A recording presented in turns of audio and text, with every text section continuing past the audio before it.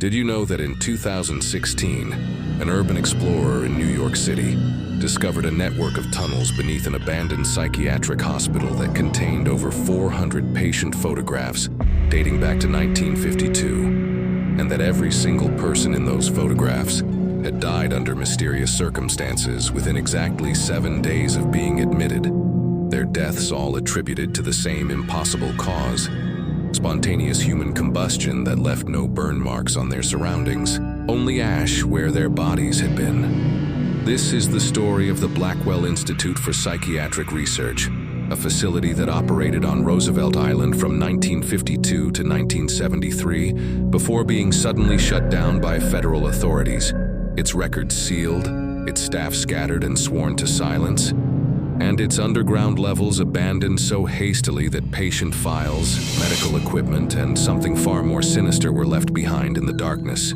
waiting to be discovered by someone foolish enough or curious enough to venture into the tunnels where the boundary between scientific experimentation and demonic invitation had been crossed in ways that violated not just medical ethics, but the fundamental laws governing life, death, and what should never be summoned into our reality. Roosevelt Island sits in the East River between Manhattan and Queens, a narrow strip of land that has served throughout New York's history as a place to isolate society's unwanted, criminals, the diseased, the mentally ill. The island's Gothic ruins and abandoned hospitals have long been the subject of urban legends, but none as disturbing as the stories whispered about the Blackwell Institute, a facility that officially treated patients with severe psychiatric disorders, but was rumored to have conducted experiments that went far beyond conventional therapy.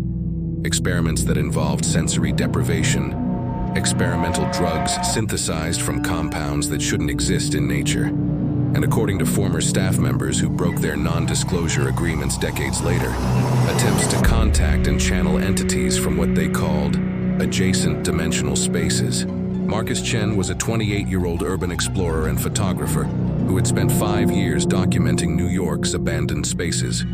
Subway tunnels, closed hospitals, forgotten buildings that stood as monuments to the city's layered history. In October 2016, he gained access to the Blackwell Institute ruins through a contact who worked in Roosevelt Island's maintenance department, someone who provided him with keys and a map showing entrance points to the underground levels that had been sealed since the 1970s, but remained structurally intact beneath the island's surface. Marcus went in at 11 p.m. on October 29th, accompanied by his friend and fellow explorer Jen Martinez, who served as both photographer and safety backup. They descended through a maintenance shaft that led to the first sublevel, finding themselves in corridors that looked like they'd been abandoned mid-operation, gurneys left in hallways, medical charts scattered on floors, rooms with restraints still attached to beds, and an atmosphere of profound wrongness that Marcus later described as feeling like the air itself was sick, like breathing in the residue of suffering that had soaked into the walls and never fully dissipated.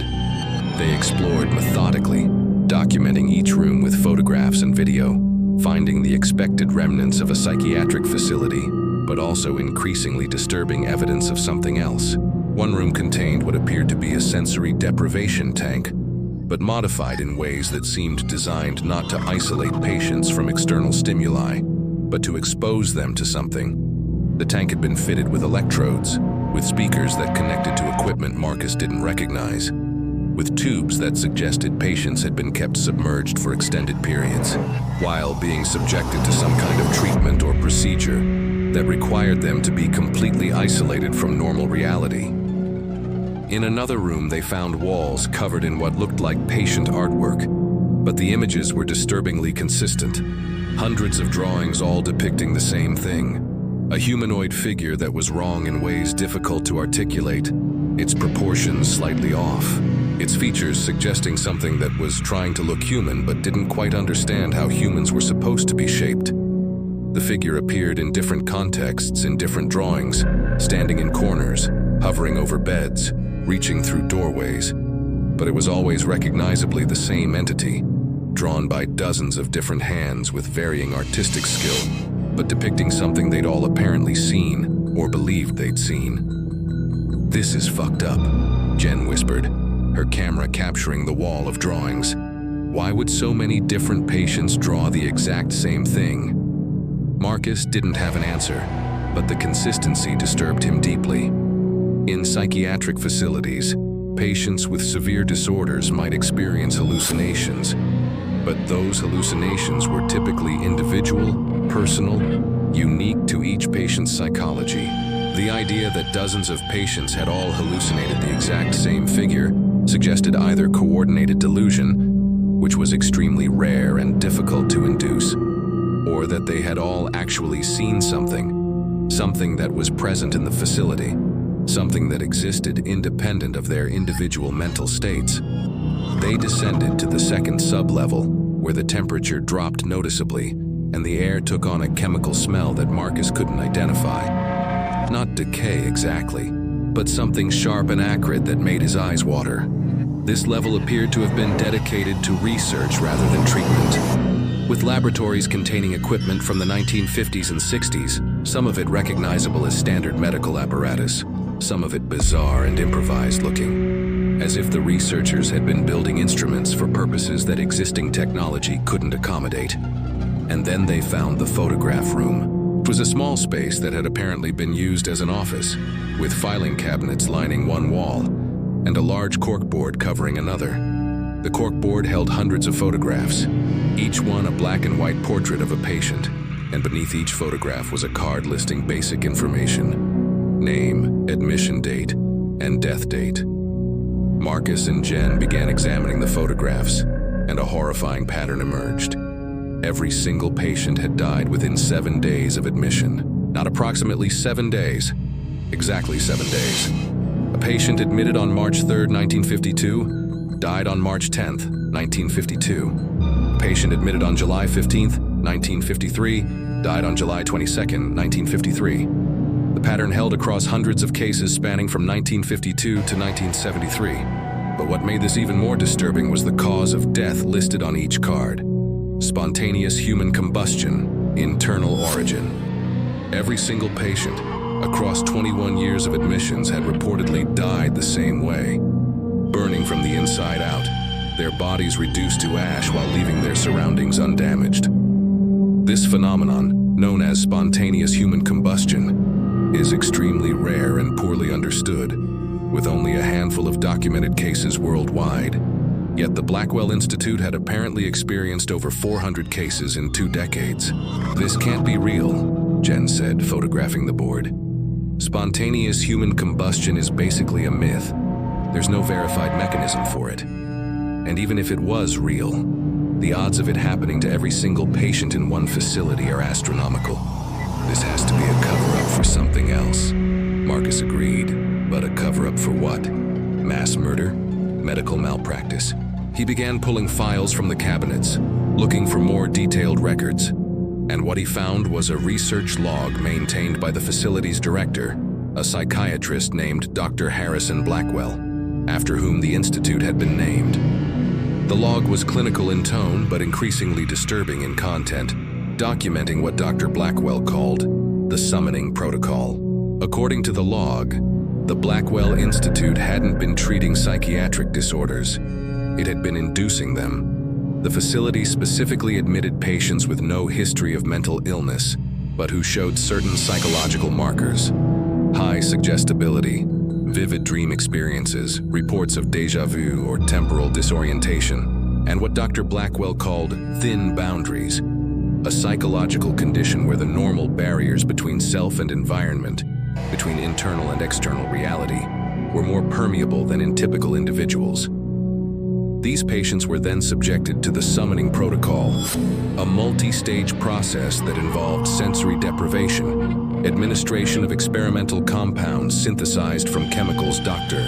Blackwell claimed to have extracted from meteorite material of non-terrestrial origin, and exposure to recorded audio that the logs described as carrier waves encoded with trans-dimensional coordinates. The purpose, according to Dr. Blackwell's increasingly unhinged notes, was to make the patients visible to entities that existed in adjacent dimensional space, beings that were always present but normally imperceptible to human consciousness, and which required a beacon of some kind to locate and interact with specific individuals in our reality. The process worked. Patient after patient reported seeing the figure that appeared in all those drawings, a being they described as the Hollow Man, an entity that was humanoid in shape but empty in substance, as if someone had created a puppet of a person but forgotten to give it any actual humanity. The Hollow Man would appear to patients during the final stages of the protocol, first in their peripheral vision, then more centrally, then constantly present in their awareness even when they closed their eyes, until by the 6th or 7th day, the patients would claim the Hollow Man was inside them, sharing their consciousness, speaking with their voices, moving their bodies. And on the 7th day, the patients would burn, not from external ignition, but from within, as if their internal temperature suddenly spiked to thousands of degrees, incinerating them from the inside out, while leaving the environment around them untouched. Dr. Blackwell theorized that the burning was a side effect of the entity fully manifesting in our dimension, using the patient-is body as an anchor point, that the human form couldn't survive being used as a vessel for a being from another dimensional space, that the process of trans-dimensional manifestation generated energy that expressed itself as heat, consuming the human host while allowing the entity to briefly exist in our reality before being pulled back to its origin space. But why? Marcus read through the logs searching for Dr. Blackwell's motivation and found it in entries from 1952, shortly after the Institute opened. If we can successfully create reliable portals for these entities, we prove the existence of dimensional spaces beyond our own. This would revolutionize physics, consciousness studies, and our understanding of reality itself. Yes, the patients die, but they die in service of humanity's greatest discovery. And according to the entities themselves, communicating through the patients during brief periods of co-consciousness, death in our dimension is merely transition to theirs. We are not killing these people. We are transforming them, allowing them to exist in spaces where time and decay have different meanings. Marcus felt sick reading this. Dr. Blackwell had convinced himself he was conducting legitimate research, that sacrificing over 400 people was justified by the knowledge gained, that he was expanding human understanding, even as he violated every ethical principle of medicine and science.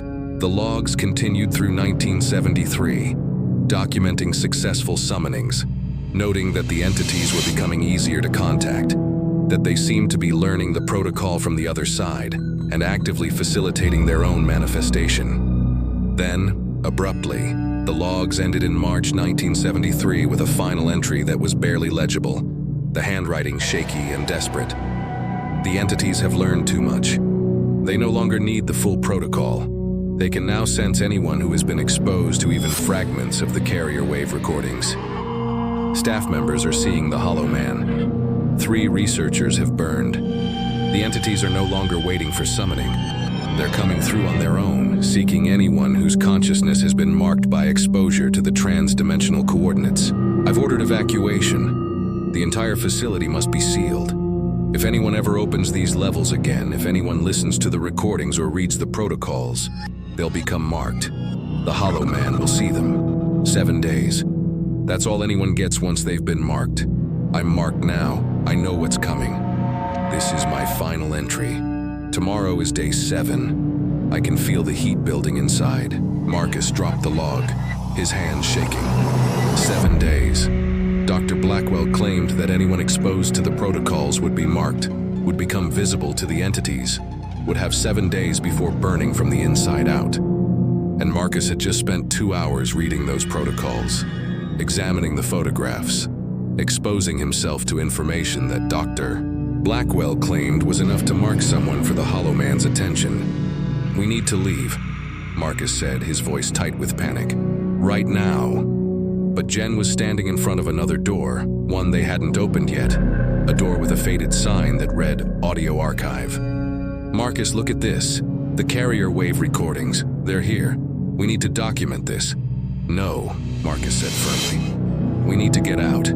If any of what I just read is true, there's even a 1% chance it's real. We're already in danger just from being down here. We can't risk more exposure." They left the underground levels, emerging into the cool October air of Roosevelt Island at 2:30 a.m. Both of them breathing heavily, both trying to process what they'd found. Marcus had all the files in his backpack, the research logs, patient records, photographs, evidence of what appeared to be over 400 murders disguised as psychiatric research, evidence of experiments that either proved the existence of entities from other dimensions or demonstrated the depths of delusional thinking a respected psychiatrist could sink to. For 3 days, Marcus tried to decide what to do with the evidence. He contacted a journalist friend who specialized in historical crimes and cover-ups, preparing to expose the Blackwell Institute's activities.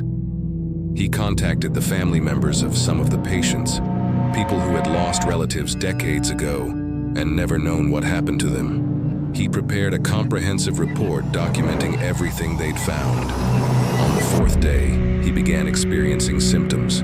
The first was temperature sensitivity. He felt perpetually cold despite wearing layers of clothing, as if his internal thermostat had broken. The second was visual disturbances. Shadows in his apartment seemed too dark, too solid, as if the darkness itself had developed mass and texture. And the third, most disturbing symptom, he began seeing the figure. It started in his peripheral vision, just a sense of someone standing in spaces where no one should be. Then it became more distinct, a humanoid shape that was wrong in subtle ways, proportions slightly off, features that suggested something trying to mimic human appearance without fully understanding what humans looked like. By the 5th day, the figure was constant in his awareness, present in every room he entered, standing in corners, watching with attention that felt hungry and patient. Marcus called Jen in a panic. She reported similar experiences. The cold, the shadows, the figure that appeared more frequently and vividly with each passing day. They were on day 5 since leaving the Institute. If Dr. Blackwell's pattern held, they had 2 days remaining before whatever happened to the patients would happen to them. Marcus tried everything rational. He went to doctors who found nothing physically wrong with him. He consulted with psychiatrists who suggested stress-induced hallucinations. He even contacted paranormal investigators who were fascinated by his story, but offered no practical solutions. Everyone he spoke to suggested he was experiencing a psychological reaction to the disturbing content he'd discovered, that his mind was creating the symptoms as a response to reading about the patient's deaths, that it was a form of suggestion or paranoia, but not anything supernatural. On day 6, Marcus woke up to find his internal temperature had spiked. Medical thermometers showed a reading of 104 degrees Celsius, high enough to be dangerous, but he felt far hotter than that, as if there was a furnace inside him that was just beginning to ignite. He could see the figure constantly now, not just in his peripheral vision but directly in front of him. A presence that was no longer content to watch from corners, but was actively approaching, moving closer with each hour, as if counting down the time until it could fully manifest. Jen called him on the afternoon of day 6. "Marcus, I can feel it inside me. The heat, it's building. Dr. Blackwell was right about everything. These entities are real, the protocol is real. And we got marked just by reading the files and seeing the photographs. We have until tomorrow. What do we do?" Marcus had one desperate idea. The logs mentioned that the entities could be pulled back to their dimensional space if the anchor, the marked individual, was destroyed before full manifestation. But destroyed in this context didn't mean death, which the entities apparently utilized for transition. It meant something else, something Dr. Blackwell had only mentioned once. Complete severance of consciousness through deep coma or consciousness fragmentation could potentially disrupt the anchoring process, but the medical ethics of inducing such states preventatively are prohibitive. In other words, if Marcus and Jen could somehow disrupt their own consciousness before day 7, before the burning completed, they might prevent the entities from fully manifesting through them.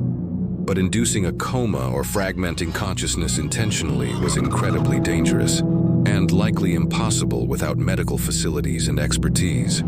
They decided to return to the Institute. If they were going to die, they wanted to understand fully what they were dying from, to document it, to leave evidence for others.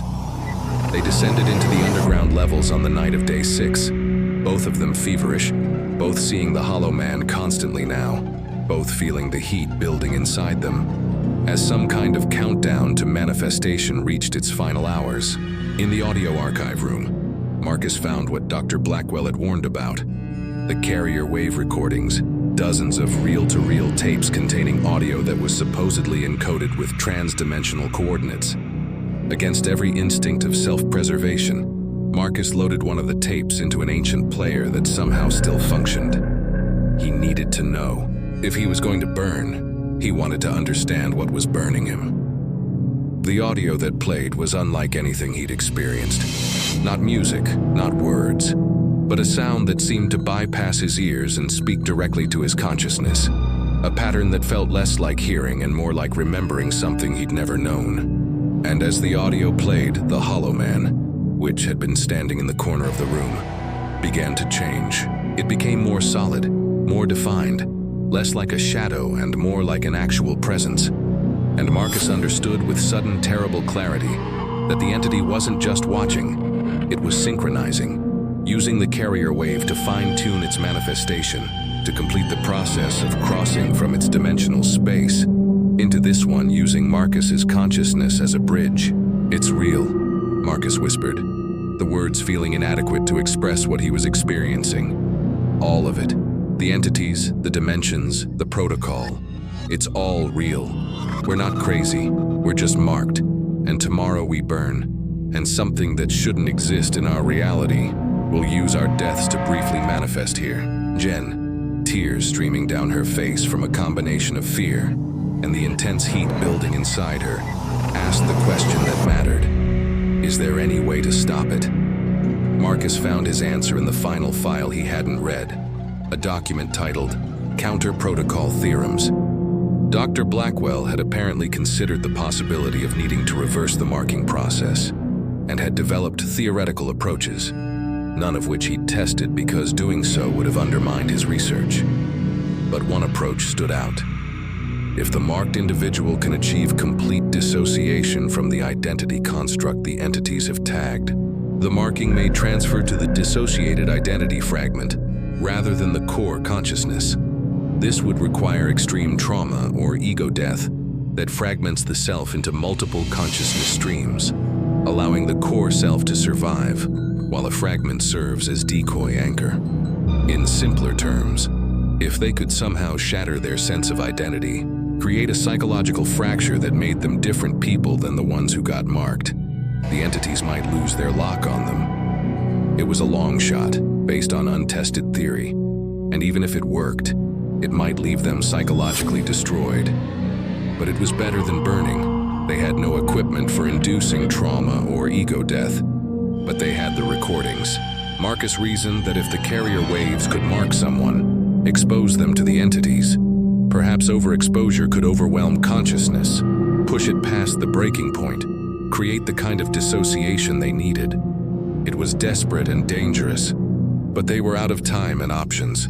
They played all the recordings simultaneously, every tape in the archive running at once, creating a wall of sound that was less audio and more an assault on consciousness itself. The Hollow Man multiplied, dozens of entities appearing in the room, all synchronizing to the carrier waves, all reaching toward Marcus and Jen as manifestation approached completion. Marcus felt his consciousness fragmenting under the assault, his sense of self beginning to dissolve. And in that moment of ego death, something shifted. The heat inside him didn't disappear, but it became distant, as if it was happening to someone else, to a version of him that was no longer quite who he was. The entities seemed confused, their attention wavering as if the beacon they were homing in on had suddenly become unclear, smeared across multiple consciousness fragments, no longer a clean anchor point. And then Marcus and Jen both lost consciousness, overwhelmed by the carrier waves, their minds shutting down as a protective measure against stimuli they weren't designed to process. They woke up 2 days later in Roosevelt Island Hospital, having been found by maintenance workers who discovered them unconscious in the sealed underground levels. Medical staff couldn't explain what had happened. Both patients had been comatose with no obvious cause, their body temperatures dangerously high but stabilizing, their brain activity showing unusual patterns that normalized over hours. They were kept for observation, studied extensively, and released after a week with clean bills of health and vague diagnoses of extreme stress reaction with dissociative features. Marcus and Jen have no memory of the hours after they started playing all the recordings simultaneously. They remember entering the audio archive, remember making the decision to try overexposure as a desperate countermeasure, and then nothing until waking in the hospital. Day 7 came and went without them burning, which, according to Dr. Blackwell's pattern, should have been impossible. Either the counter protocol worked, or something else happened in those missing hours that neither of them can recall. But there are lingering effects. Marcus reports feeling like he's multiple people now, his consciousness somehow fractured into versions of himself that don't quite align, as if the ego death they induced to escape marking left them permanently dissociated. He'll sometimes find notes he doesn't remember writing, find himself in places with no memory of how he got there, wake up with knowledge of events he shouldn't know about as if one of his consciousness fragments is living a life he's not aware of. And the photographs. Marcus kept the photographs from the Institute, the 400 patients who died over 21 years. He spent years since the incident researching the victims' families, documenting their stories, trying to give names and histories to people who were erased by Dr. Blackwell's experiments. But 3 months ago, he received an anonymous package containing a photograph he'd never seen before. A recent photograph, dated 2024, showing a person who appeared to have died by spontaneous human combustion, with a note written in handwriting that matched Dr. Blackwell's. The protocol continues. The marked must burn. The entities must manifest. If you think you escaped, you only fragmented. Eventually, all fragments burn. Count your days. Marcus doesn't know if the note is real or a hoax, if Dr. Blackwell somehow survived his own marking, or if someone else has discovered the protocols and resumed the research. What he knows is that he still sees the Hollow Man occasionally, standing in corners of rooms, watching with that patient, hungry attention, as if waiting for something, as if the manifestation process was interrupted but not canceled, merely delayed until the right conditions align again. The Blackwell Institute remains sealed, its underground levels officially condemned and inaccessible, though Marcus knows there are ways in for anyone determined enough. The recordings are still there, the protocols, the evidence of over 400 people who burned in service of one man, his obsession with proving the existence of entities from other dimensions. And the question that haunts Marcus every day, did Dr. Blackwell fail because his research was pseudoscience and delusion? Or did he succeed? Did he actually open doorways to adjacent dimensional spaces? And are those doorways still open? Still allowing things to cross over? Still marking anyone who gets too close to the truth about what exists in the spaces between dimensions? In the shadows that are too solid? In the figures that watch from corners and wait with infinite patience for the mark to burn? So here's the question that keeps consciousness researchers and quantum physicists awake at night. The question that Dr. Blackwell's research poses but can never safely answer. What if there are dimensional spaces adjacent to ours, separated by barriers so thin that consciousness can sometimes perceive across them? And what if there are entities in those spaces that are aware of us, that want to manifest in our reality, that need only a beacon to locate us? And what if certain patterns of thought or exposure to certain information can make us that beacon? Can mark us as visible to things that should never see us? What if spontaneous human combustion isn't random but selective, targeting individuals who have become marked through exposure to knowledge or experiences that make them bridges between dimensions?